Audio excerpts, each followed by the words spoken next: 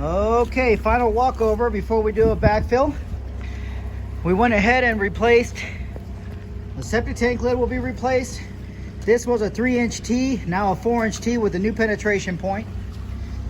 Comes out, makes a 45, heads over to the new distribution box.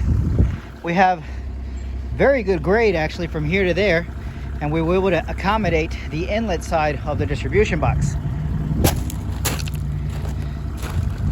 The distribution box has a 90 that enters the effluent itself in order to slow down the speed. This hole right here is for ventilation purposes. We have 4 drain field lines. So header line 1, 2, 3, and 4 all come out and then turn that way.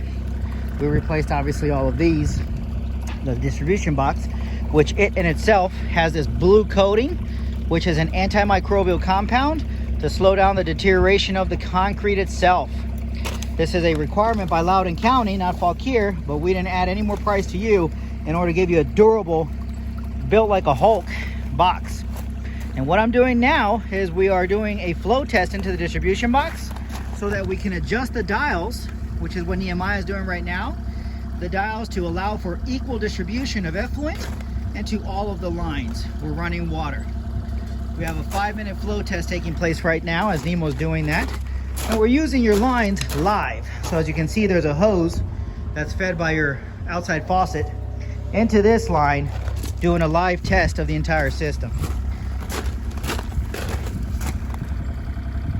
You'll notice that the box has no turbulence. That's the whole idea with that 90. No turbulence, so that equal distribution with minimal disruption could take place to do all 4 lines. Once we're done with that, we cap the box, we backfill it, and clean up this area. That's what we got.